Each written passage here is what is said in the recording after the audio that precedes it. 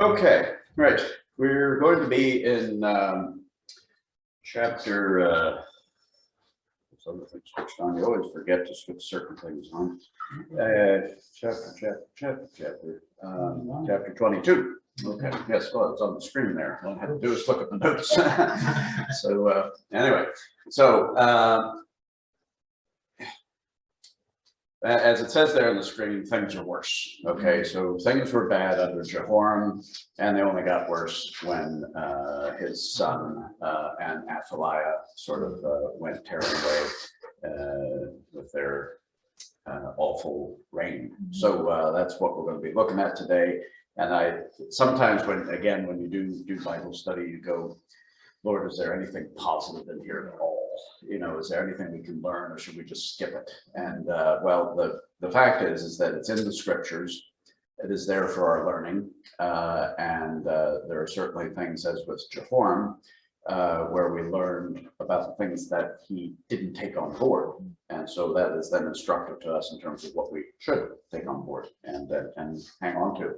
So Ahaziah and Athaliah's descriptions here are quite bad, but there are these statements where God is mentioned in terms of how God is in control. And I think that is the angle that I wanted to take, because sometimes we go through circumstances in life where we go, where is God? You know, what is happening? Everything's falling apart, everything's a mess. And but I think God uses stories like this to say, look, I'm always in the background at least. So so we'll be looking at this particular chapter, which actually is fairly short. It is only 12 verses long, and then we'll be next time then getting into chapters 23 and 24 about Joash, who is Ahaziah's one remaining son before your woman sort of killed them all. So does it get even worse after this? no, it's the reign of Joash actually is okay. It's okay. There's a lot of things that you know, things were good, but yeah. Okay, so the problem with Joash, Amaziah, then who's his son, is there's always a but with them. Then Amaziah's son Uzziah, who reigned 52 years, which was a long time. His reign, I would say 90% of the time was good. Okay, so he did a lot of very, very good things, and we'll end up spending, I would say, several weeks in that chapter, especially one particular verse we're just going to go and land in and sit there for a while. So anyway, so it could be one of those things that one verse might take 3 weeks to do. So you know, I know Sam's listening. He's probably, yeah, bring it on. You know. Anyway, so I think this is probably the longest. No, it's not the longest series I've ever done, because when I did. The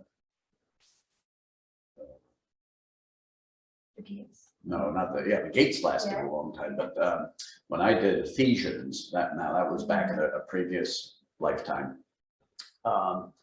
That took me a couple of years to do that, and then from chapter 6 of Ephesians, I then went into Psalm 119, and that was just a bunny trail that lasted 2.5 years. So, but that's what happens with the Bible. Okay, right. Let's make sure I'm clicking in the right sort of part of the world here. There's my little pointer clicker. Okay. Right. Okay. So we're going to look at Ahaziah's reign, and this is in Second Chronicles. Just look at these first sort of few verses. It says, then the inhabitants of Jerusalem made Ahaziah, his youngest son, king in his place, for the raiders came with the Arabians into the camp, had killed all the older sons. So, you know, Ahaziah is the only one left here. So Ahaziah, the son of Jehoram, the king of Judah, reigned. And Ahaziah was 42 years old when he became king, and he reigned 1 year in Jerusalem. And his mother's name was Athaliah, the granddaughter of Omri. Omri was the father of Ahab. And he also walked in the ways of the house of Ahab, for his mother advised him to do wickedly. Therefore he did evil in the sight of the Lord, like the house of Ahab, for they were his counselors after the death of his father to his destruction. And he also followed their advice and went with Jehoram, the son of Ahab, king of Israel. So that Jehoram is another Jehoram, not the king of Judah, to war against Hazael, king of Syria, at Ramoth Gilead, and the Syrians wounded Joram.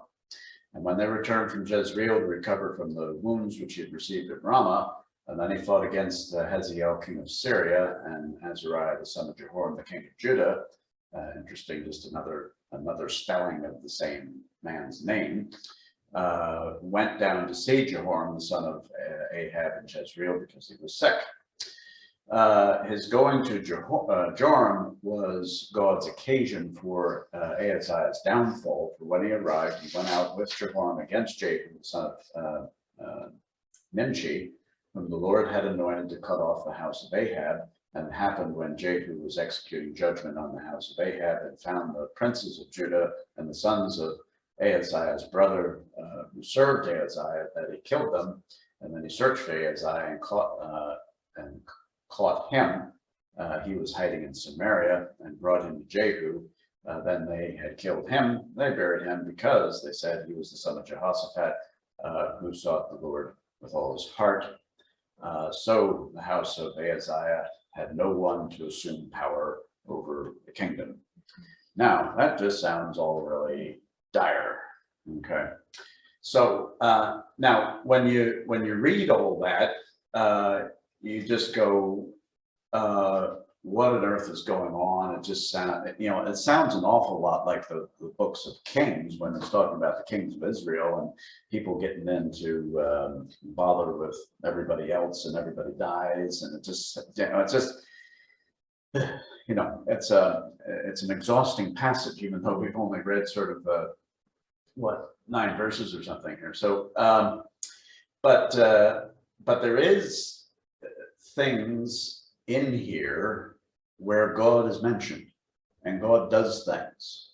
So that's what we're going to go and examine here. So I want to do 2 things here. I want to focus on man's failure, or you can focus on God's purpose. And so if you notice there that failure is in kind of an orange color, and then God's purpose is in a blue color. So that's what I'm going to do, is I'm going to highlight those particular verses that demonstrate either of those things, and you'll see there's a bit more blue than there is brown. So anyway, so in verse 7, okay, so what I'm going to do is I'm just going to highlight certain verses here instead of going back and sort of putting all those paragraphs back on the screen. I'm going to backpedal a little bit back into chapter 21, because this will give a little bit of context in terms of what's happening. So this verse here says, yet the Lord would not destroy the house of David because of the covenant that he, that's God, made with David, since he had promised to give a lamp to him and to his sons forever. So despite problems being in the family, and then basically sacking everybody or having everybody killed or whatever, God would have the prerogative to do that. He could go and wipe out mankind. That's what happened with the days of Noah. So because all of the thoughts and the intents of the heart were only evil continually, and that's what it says back in Genesis chapter 6. So, but yet here we're coming up to a very, very bad period of time, and yet it says the Lord would not destroy the house of David. So God is going to hang on.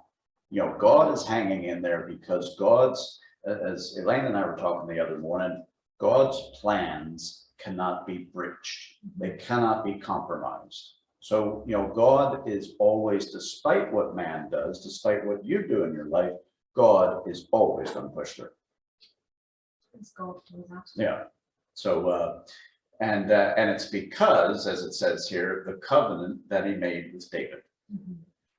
So, and a covenant, as we've talked about in the past, means literally to cut a deal. And we've talked about how Abraham of old was instructed by God to bring animals that were then cut down the middle. And the idea was that when people made a covenant, when they made an agreement, they cut animals, and then the two people would walk between the animals and agree with each other the terms of this agreement, this deal. And basically would say to one another, if I break this covenant, if I break this deal, then may I become like these animals. So it was quite serious. Yeah. It was very, very solemn, and so sometimes when we read the Bible about these kinds of exercises, we go, what on earth is that about? But yet people back then understood very much what that was about. So the word covenant means literally to cut a deal, which means you cut animals and you walk between the pieces of the animals and you make an agreement. So now with Abraham, back then, as we've talked about before, Abraham didn't actually participate in the walking through the pieces of animals. He saw a vision of a smoking oven and a flaming torch passing through the pieces of the oven, or sorry, the pieces of animals. So he had these two objects then, which were both representations of God, making an agreement. And Abraham was then a recipient of the promise that was made within the pieces. And so you had the smoking oven, which was a picture of God the Father, and he's saying to the flaming torch, which was a picture of God the Son, saying, if I break my part of the covenant, which I won't because I'm God, then may I become like these animals. So God's not going to break his part of the bargain, but the flaming torch, which is representative of the Lord Jesus Christ, he's saying, if that man over there, meaning Abraham, if he breaks his side of the covenant, which he will, then may I become like these animals. So, so we are the recipients of that promise because Jesus Christ became like those animals. Because it says in the Bible that when the veil of the temple was torn in two from top to bottom, the Bible says that we enter the most holy place through the veil, that is his flesh. So the flesh of the Lord Jesus Christ, in a sense, was torn in two. It was divided, just like the animals. And so we pass through him to get to the most holy place. So so this whole idea of the covenant in God's mind is so paramount. It is absolutely massive. It is huge. It is why he does things, because he is committed to this promise. So and as it says there, since he had promised to give a lamp to him and his sons forever. And this is God's promises we're talking about, not man's promises, because man breaks his promises. God does not. He is down so firmly. Yeah. on his promises. Yeah. So and that's why when I when I first started teaching and Bible and that kind of thing, sometimes what you want to do is try to emulate somebody else. Mhm. You hear other preachers and you go, I like him, or I'll go and copy him or something like that. But what God sort of impressed upon me was, no, you're not them, you're you. But God gave me a couple very, very simple tools in order to approach the Bible.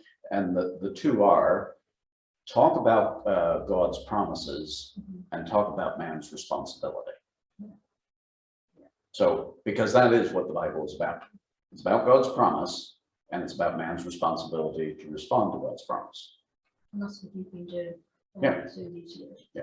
So those are the two caveats really that I hang Bible teaching on. So and that was arrived at through study, through just sitting with the thing. So because sometimes you have to go and sit with the scriptures for a while and just allow God to sort of show you what's going on. So and this has been an exercise for you know, I think sometimes, and I've read this in commentaries, you know, you start working through the scriptures, and then there's these verses that are really, really hard to get, you know, really hard to understand. You know what some commentators do? Skip it. They just skip it because it doesn't, it in a sense violates their understanding of how God is or something like that, because there's things in there just go, whoa, wait a minute, this doesn't work, you know. So it's, you know, like verses in Exodus where you know it says that the Lord waited for Moses to kill him. And it's like, you know, what happened there? What was that about? And I won't get into that, but you know, it's just one of those kind of weird things, you know. But so, you know, here we're talking about the promises of God. We're talking about the covenant that God made with David and how that is forever. So, so that's about God's purpose. It has nothing to do with God's failure here, or sorry, not God's failure, but man's failure. Okay. Still in 2 Chronicles 21 and verse 16, it says, moreover, the Lord stirred up against Jehoram the spirit of the Philistines and the Arabians, who were near the Ethiopians.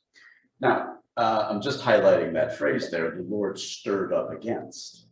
So here is something that God is doing. And if you just isolate that verse and just look at it, you go, well, that seems a bit sort of vindictive. You know, it seems a bit nasty. Why would God want to stir up especially ungodly people? I mean, the Philistines and the Arabians and the Ethiopians, I mean, these are seriously ungodly folk, you know, and why would God pit them against God's people?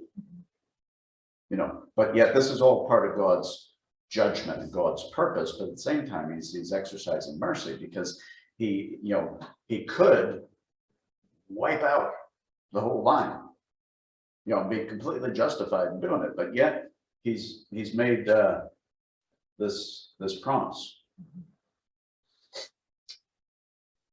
So sometimes that, you know, things happen in our life that we don't understand and we don't get, and we may not get it on this side of heaven.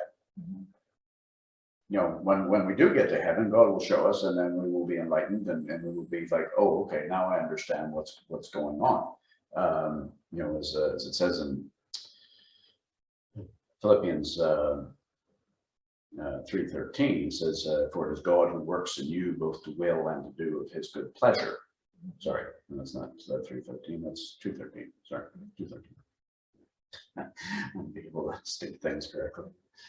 So, okay, now just in a couple of verses here, again, back in chapter 21, it says, after all this, remember that phrase, after this? There's a lot of after this going on.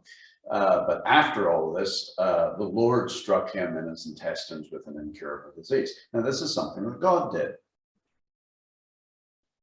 And that was, again, to bring judgment onto Jehoram, because Jehoram thumbed his nose at God. And God is not going to stand around and just take that. Okay, there is judgment for sin. So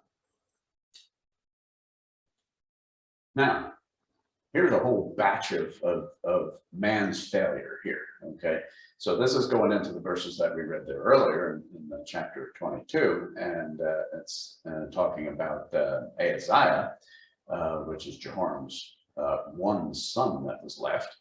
It says he also walked in the ways of the house of Ahab, and his mother advised him to do wickedly. Therefore he did evil in the sight of the Lord, like the house of Ahab, for they were his counselors after the death of his father to his destruction. You know, so you know, when you look at all that sort of orange brown stuff, you say, my gosh, that's just man. You know, and we could probably look at our day and age today and say, there's people that walk in the ways of the house of Ahab. You know, there are people, there's mothers out there and fathers that advise their kids to do wickedly. Do you see your mother advised him to do wickedly? That's very sad to read that. This mother's Athaliah, yeah. Right, so you see, when you're talking about the Lord striking him in his intestines, and that was a judgment for his sin. Yeah. So is that the same for us then today? So when we sin, then God will punish us with things like that? Well, good question. Does something like that then apply across the board? I would say that what you can learn from that is that God doesn't take sin lying down. So there is consequences for sin. So if you do bad things, well, bad things might happen. So yeah, in this particular man's situation, he was bent against God. He was just against God, against God, against God. Well, then, God's going to do something about that. So, but it's a good question to ask, because you go, all right, does that mean that God, if people disobey God in that fashion, does that mean that God is going to then strike everybody with, an intestinal, something or another, some sort of physical ailment? No, not necessarily. So, but this is God's prerogative, though. Yeah. When Paul the Apostle talks about, I can't quote it verbatim, but he was talking about people going to church and they were maybe living in sin, they were getting up to different things. Yeah. And he was saying this is why many are sick. Yeah.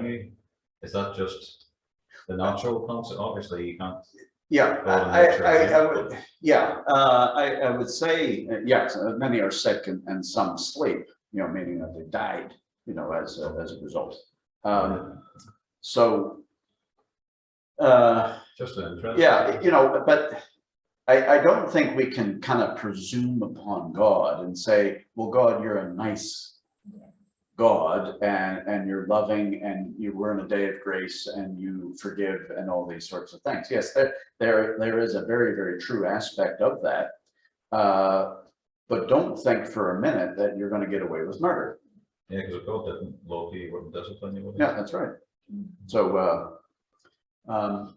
but those are very, very good questions to ask and to work through, and that's why it's important to look at the context of the scripture, and then say, okay, what about this can be applied? Because you could come to a conclusion and say, well, okay, this man sinned, so I know a man down the road from me. He's a bad pill, and he's going to get his intestines into a situation where they're all going to fall out and blow out both ends. So. These boys were against God. People who come to church aren't necessarily against God. Just sin, this is yes, disobedience. yes. Yes, I would say, there's probably, there's apathy in this day and age, and there's apathy within the church, and so. I mean, we're all sinners.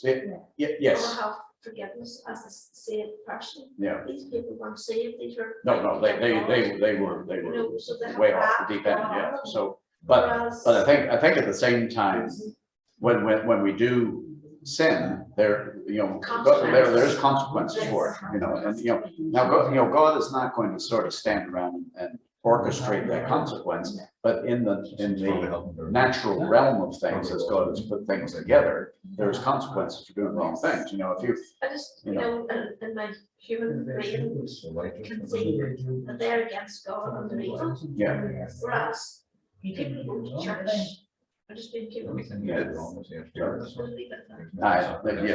But those are, Yes.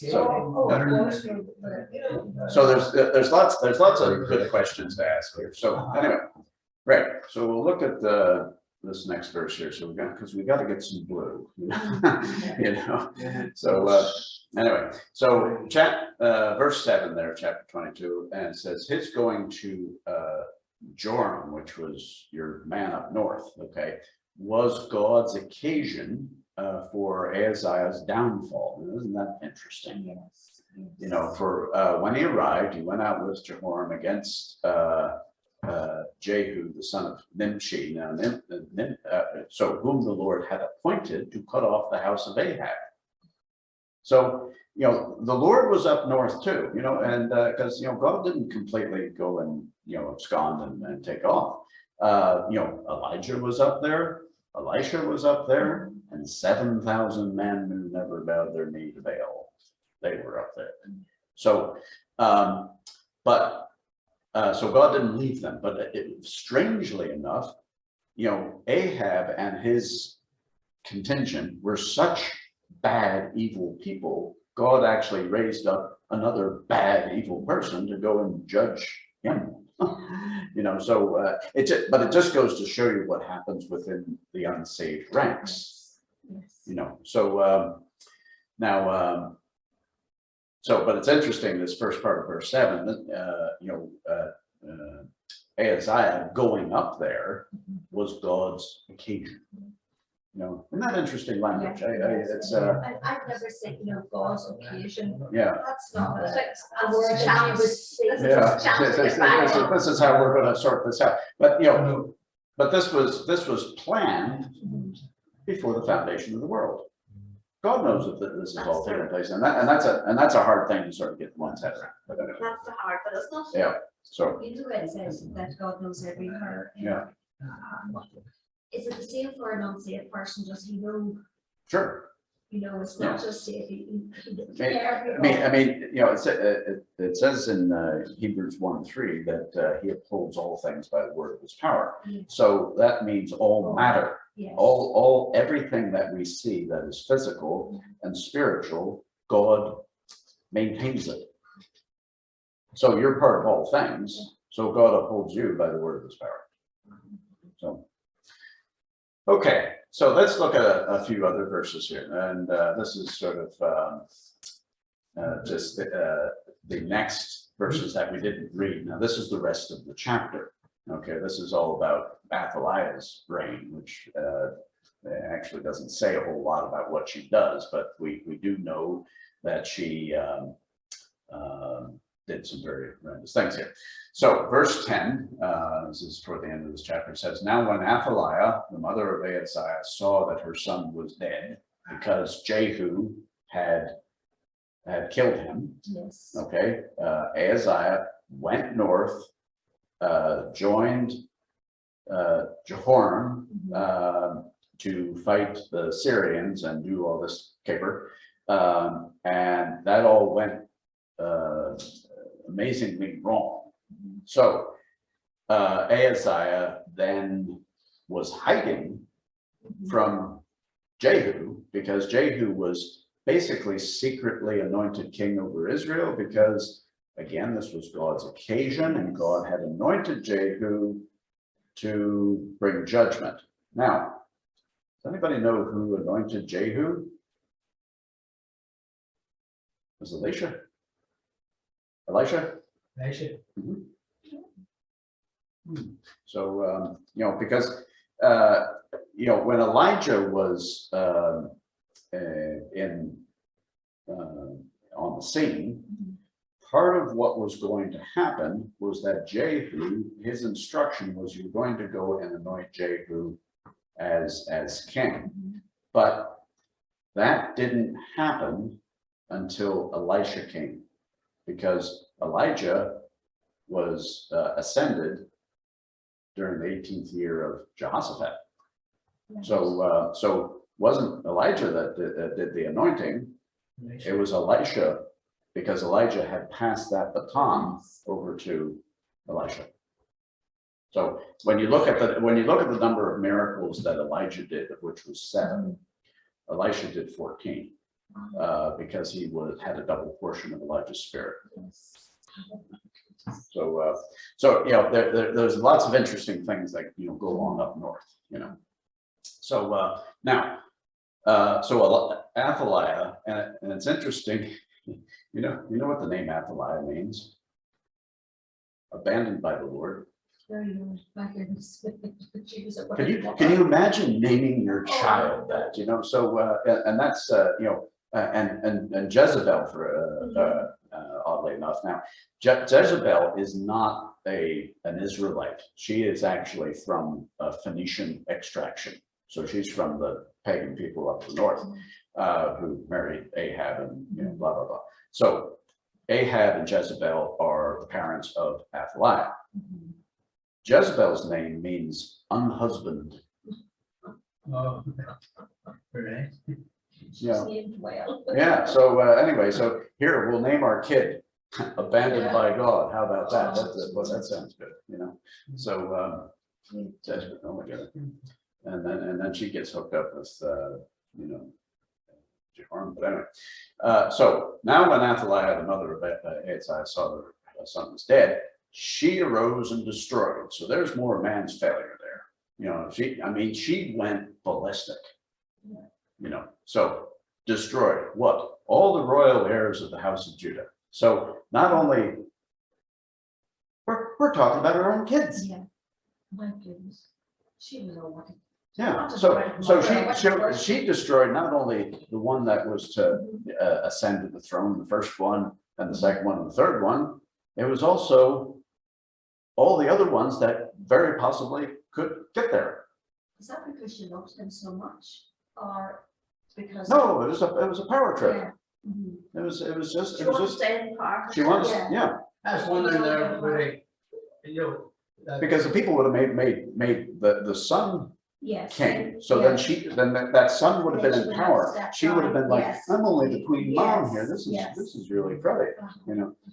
So I was just wondering if God didn't put anything upon her, like, you know, being so wicked. no, With No, the no, other she- man got the Mhm. disease, like, you Yeah. know. Yeah. but well, anyway, we'll see what happens to Athaliah later on in the All next right. chapter. We'll see that next week. But Yeah. she buys the farm. All right. So yeah, no, She buys the farm, did you say? yeah, you know, maybe she is Teddy bread, you know. So Oh, right. yeah. Who used to be here used to say, and we're gonna find out next week, well, who used to say that there?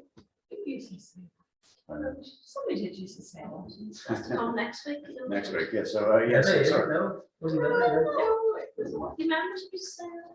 Well, anyway, okay, so she destroyed all the royal heirs of the house of Judah. Okay. Yeah, now the verse previous to verse 10 there, you know, it did say that there was no one to take over, Mhm. you know, so but here we go, verse 11. But Jehoshabeth, the daughter of the king, so that was Jehoram's daughter. So by inference, it's Athaliah's daughter. Mhm. Now, sorry, it's not Athaliah's daughter, because when that says daughter of the king, that is in reference to Jehoram. Previous, Yeah, right. so it's Mhm. actually Jehoshaphat's daughter. Yes. Sorry, so I got that a little bit, took that a little bit too far there. Okay, took Joash, this is the first time I hear about Joash, Mhm. the son of Ahaziah, and stole him away from among the king's sons who were being murdered, and put him and his nurse in a bedroom. So Jehoshabeth, the daughter of King Jehoram, there we go, the wife of Jehoiada the priest, for she was the sister of Ahaziah, hid him from Athaliah so that she did not kill him, and he was hidden with them in the house of God for 6 years, Mhm. while Athaliah reigned over the land.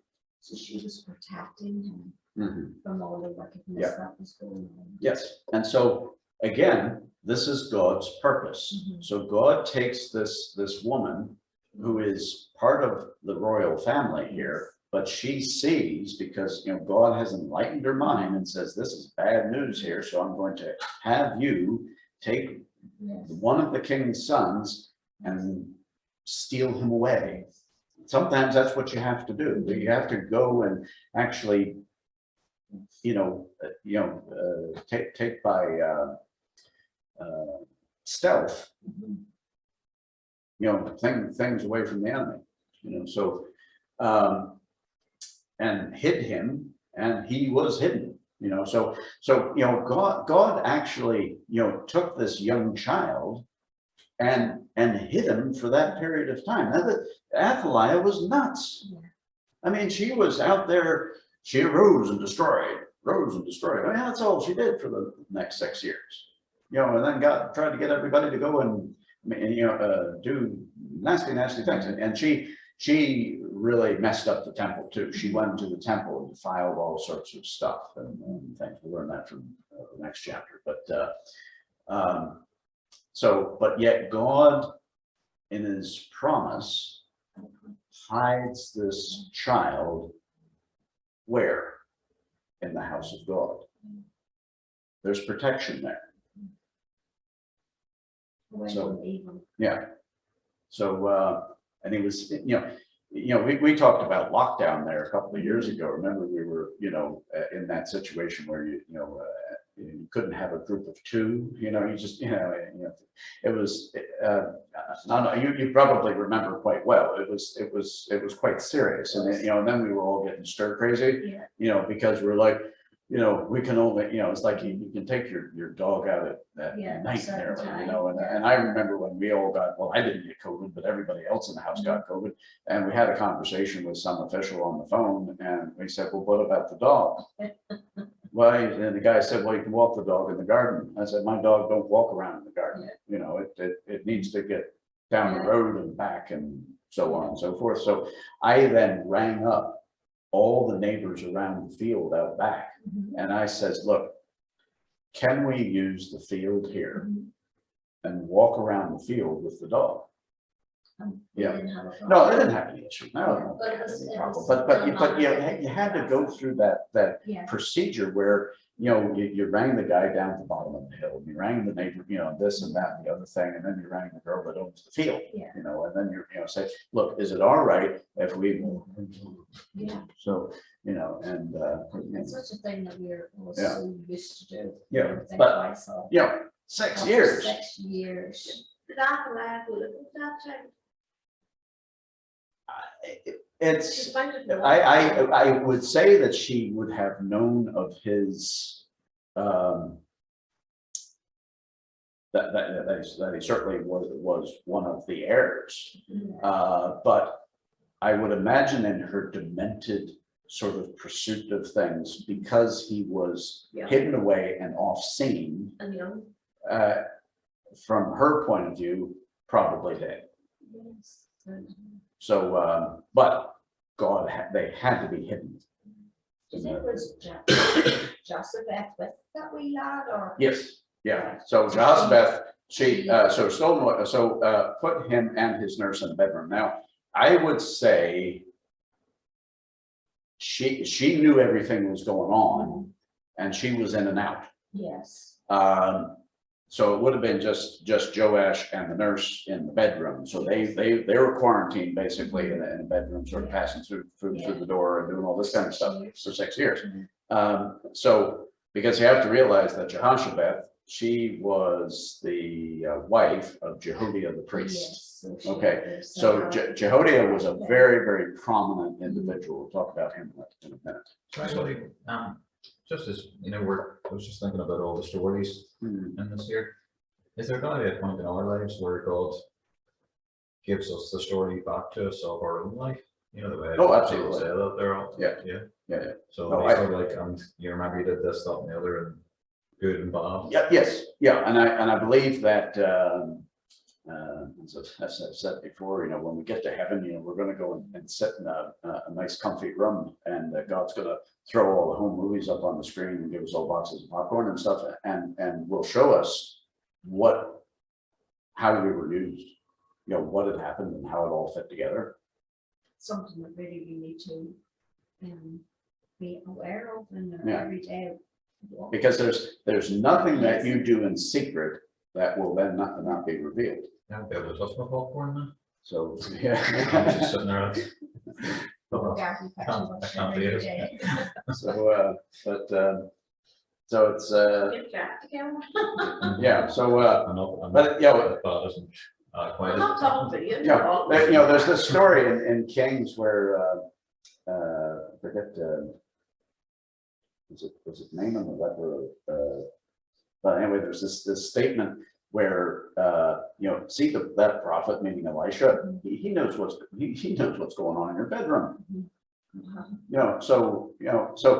Basically they were kind of thinking, oh, well, we can do stuff in secret. And, so basically they realized, no, we can't do anything in secret because see that man down there, he knows when I'm going to the loo, so. There's a man like that here now, we would all run from him. Yeah, oh, sure. Yeah. For them. But just to clarify there, what he took, Yeah. because where God can only see us, because we're saved as righteous Mhm. and therefore pure, obviously he deals with our sin and stuff like that there, but he's Yeah. dealt with it.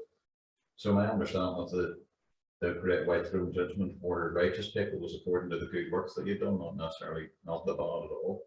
But that's my understanding.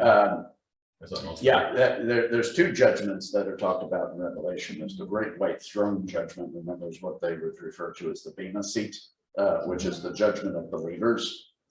Okay, so there's the Bema is the judgment of believers in terms of what you did for the kingdom. Yeah. That's not about salvation, it is about what you did in the kingdom. Yeah. Great white throne judgment is basically God judges your works, but it's for the damned and the unsaved. And so you will be judged according to your works. You didn't measure up to the righteous standard of God, and you also didn't take on board what God provided.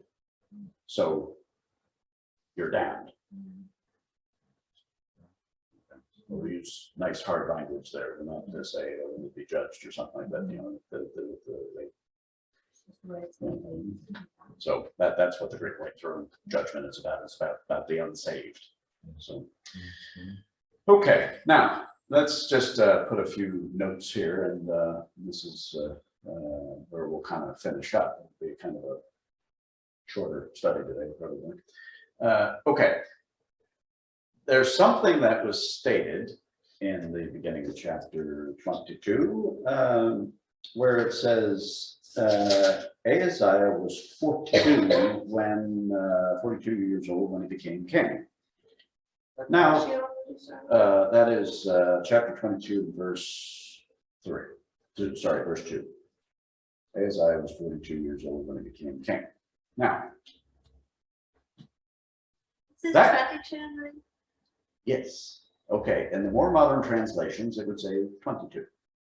Okay, now, when I initially read this, and you don't read it with any sort of notes or, little caveats that are there, you go, what the heck? How can that even happen? Because your other fella was, how old was Jehoram when he became king?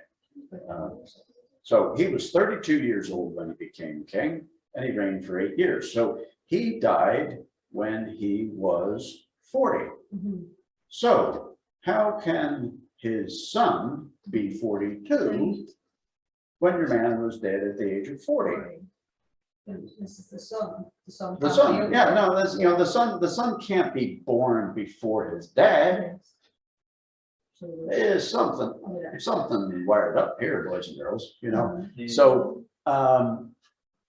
now in Kings, it says he was 22.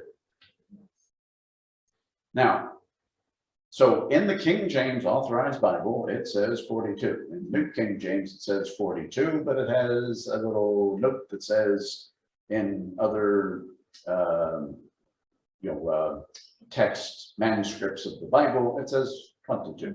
So in the Septuagint, which is the Greek translation of the Old Testament, it says 22, which makes a lot more sense. Okay. Now, the question is, how did that happen? Why does it say in a very respected translation something that is obviously wrong? Okay, so the explanation by and large that I've read is that the difference in Hebraic terms, meaning in the Hebrew, between 22 and 42 is a very, very small line. So it was possibly what they would call a scribal error.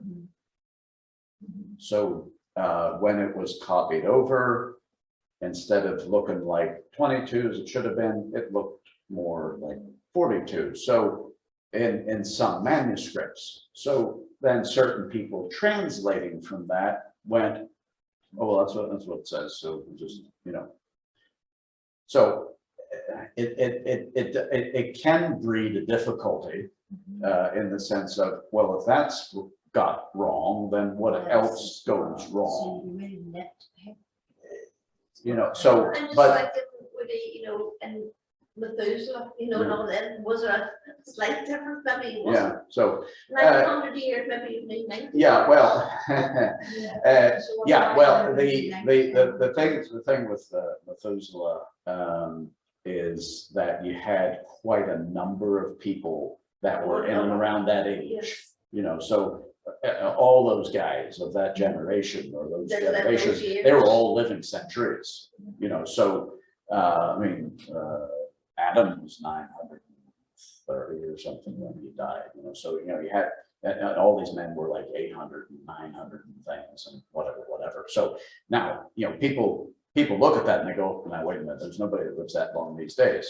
Okay, well, there's a lot of other sorts of mitigating factors that you'd have to take on board in order to look at that. And there's a lot of environmental factors, dietary factors, you know, lack of pollution, air pressure differences. There's a whole lot of stuff. And but anyway, so but suffice to say, your man was 22, not 42. Okay, so because it's fairly obvious that he couldn't have been 42 if his dad had died at 40. It would, as I say, leave it open to people who don't Yeah. really want to. So, but now the thing is that Kings does make it clear that he was 22. Yeah. Okay, so but it's just kind of an interesting little anomaly because I remember when I was reading through this and I was going, that doesn't add up. I mean, it's just like this blown wrong. You know? So so and he only reigned for a year. Okay, so he wasn't about too long. You know. Okay, he was the youngest son of Jehoram, okay, Ahaziah, and he was preserved from the murderous raids of the Arabians. Okay, so remember the Arabians and all them other people had come to kill all them people, but Ahaziah was preserved. Why? Because God had promised. Now, Jezebel, in terms of what happened to her, is not mentioned in Chronicles, but it is mentioned in 2 Kings chapter 9. So Athaliah's mother Jezebel was killed by Jehu. And if you look at for 2 Kings chapter 9, verses 30 through 37, you will read an account that will make your skin crawl. So what did you say there? Where's that you could read that we can? Second Kings 9, 30 through 37. Okay, that makes Jehoram's intestine description look like something out of Disney. Okay, so I think that this happened just shortly before Ahaziah was killed by Jehu in 841 BC. Okay. This would have emboldened Athaliah even more to retaliate as she did by killing all the royal heirs. So she would have heard about her mom being killed the way she was, and it was horrendous. The woman was kicked out of the window by Jehu, and actually what Jezebel tried to do is she tried to doctor up her eyes and put makeup on, basically, to make her eyes look really big and really bright.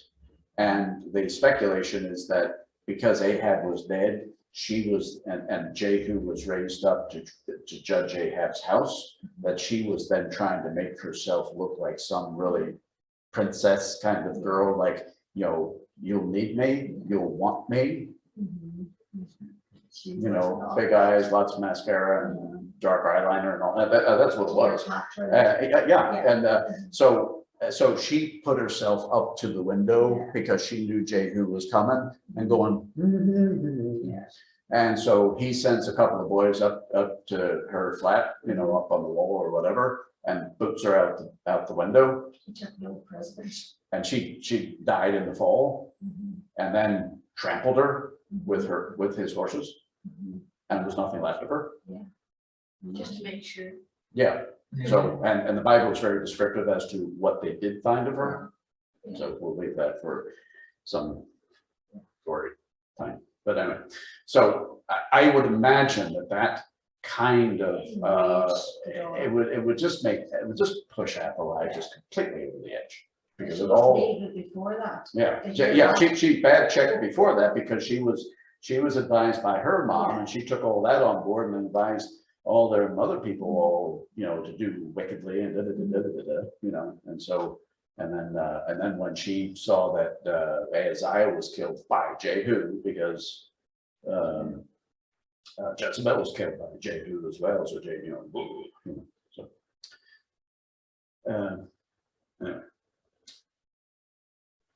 So Athaliah was power hungry, just as Jezebel was for all things evil.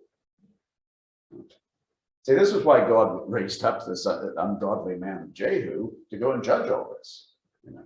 So now Athaliah was eventually taken out by Jehoiada's men, you know, the priest. You know, he said, take her down there and kill her. Yeah. You know, so you know, sometimes if you remember Asa's mom, the queen mother. Which was no, that wasn't her.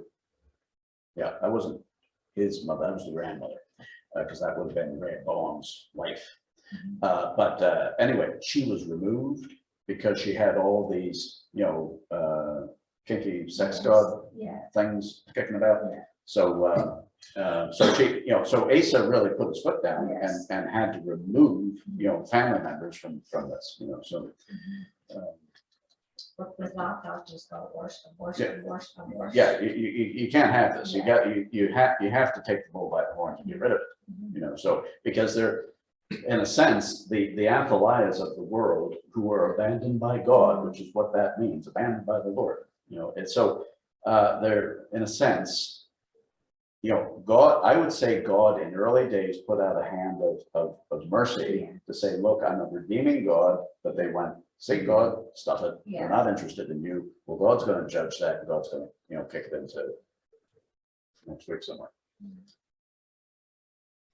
Okay. God was, well, I should say is, ultimately in control of all circumstances. And I think that is sort of the, you know, one of the main lessons that you could take out of this. Now, just one more little slide here, and that is about this woman Jehoshaphat, who hid Joash. That's quite interesting. So, well, just to say here as well, God's judgment is always right and prevails over evil.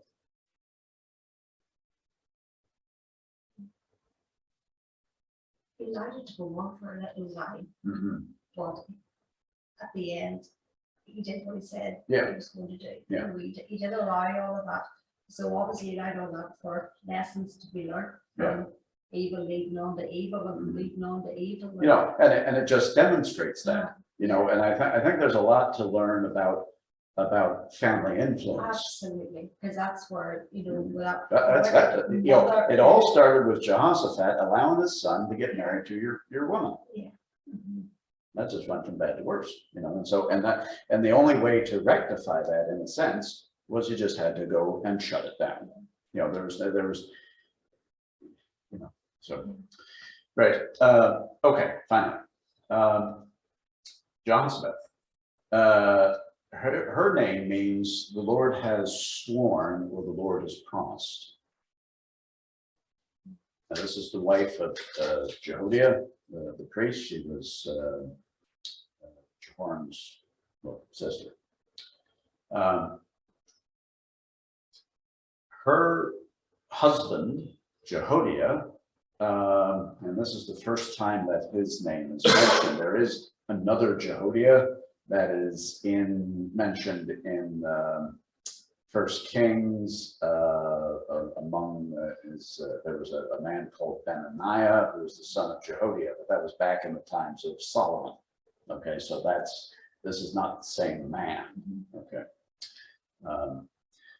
But what Jehoiada means is the Lord knows.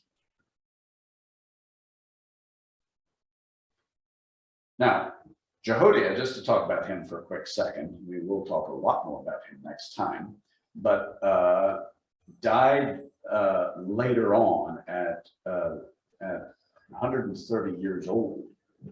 So he was quite an old man when he died, sort of during Joash's reign, which would have placed him as having been born during Solomon's reign.